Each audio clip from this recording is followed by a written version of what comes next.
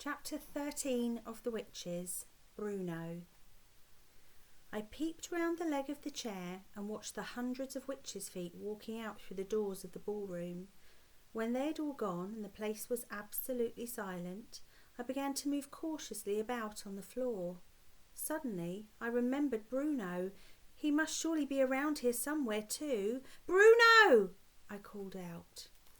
I wasn't seriously expecting that I would be able to speak at all now that I had become a mouse, so I got the shock of my life when I heard my own voice. My own perfectly normal, rather loud voice coming out of my tiny mouth. It was wonderful. I was thrilled. I tried it again. "Bruno Jenkins, where are you?" I called out. "If you can hear me, give a shout." My voice was exactly the same and just as loud as it had been when I was a boy. "Hey there, Bruno Jenkins," I called. "Where are you?" There was no answer. I pottered about between the seat legs, trying to get used to being so close to the ground. I decided I rather liked it. You're probably wondering why I wasn't depressed at all. I found myself thinking, what's so wonderful about being a little boy anyway? Why is that necessarily any better than being a mouse?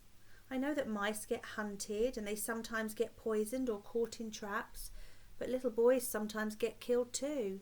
Little boys can be run over by motor cars, or they can die of some awful illness. Little boys have to go to school. Mice don't. Mice don't have to pass exams. Mice don't have to worry about money.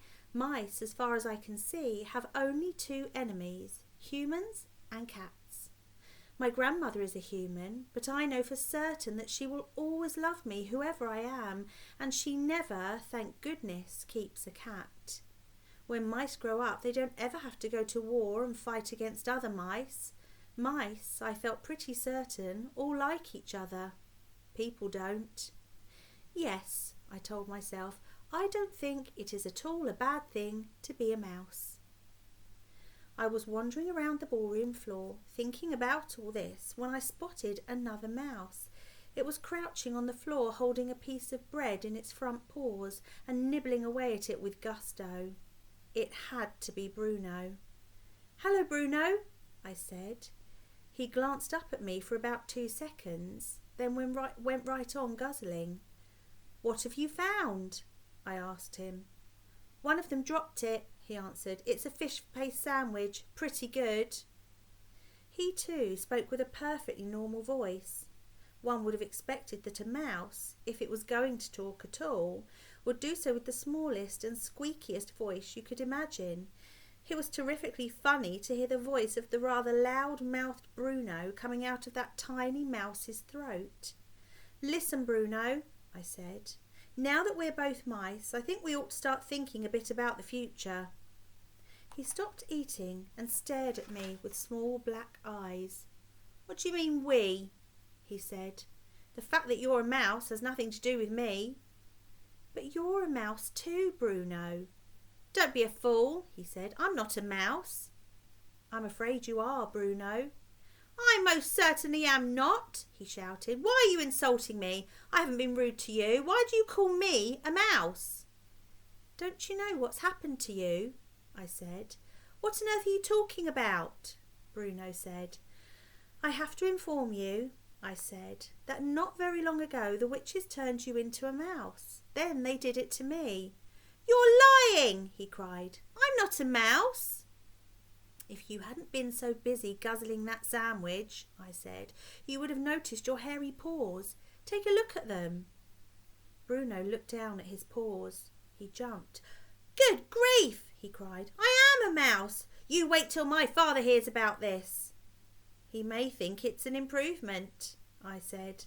"I don't want to be a mouse," Bruno shouted, jumping up and down. "I refuse to be a mouse. I'm Bruno Jenkins." "There are worse things than being a mouse," I said. "You can live in a hole." "I don't want to live in a hole," shouted Bruno. "And you can creep into the larder at night," I said, "and nibble through all the packets of raisins and cornflakes and chocolate biscuits and everything else you can find. You can stay there all night eating yourself silly. That's what mice do." "Now that's a thought," Bruno said, perking up a bit. But how am I going to open the door of the fridge to get at the cold chicken and all the leftovers? That's something I do every evening at home. Maybe your rich father will get you a special little mouse fridge all to yourself, I said. One that you can open. You say a witch did this to me, Bruno said. Which witch? The one who gave you the chocolate bar in the hotel lobby yesterday, I told him. Don't you remember? The filthy old cow, he shouted. I'll get her for this. Where is she? Who is she? Forget it, I said. You don't have a hope. Your biggest problem at the moment is your parents. How are they going to take this? Will they treat you with sympathy and kindness? Bruno considered this for a moment. I think, he said, that my father's going to be a bit put out. And your mother?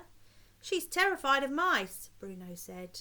Then you've got a problem, haven't you? Why only me? He said. What about you? My grandmother will understand perfectly, I said. She knows all about witches. Bruno took another bite of his sandwich. What do you suggest? He said. I suggest we both go first of all and consult my grandmother, I said. She'll know exactly what to do. I moved towards the doors, which were standing open. Bruno, still grasping part of the sandwich in one paw, followed after me. When we get out into the corridor, I said, we're going to run like mad. Stick close to the wall all the way and follow me. Do not talk and do not let anyone see you. Don't forget that just about anyone who catches sight of you will try to kill you. I snatched the sandwich out of his paw and threw it away. Here goes, I said. Keep behind me. I'll see you next time for chapter 14.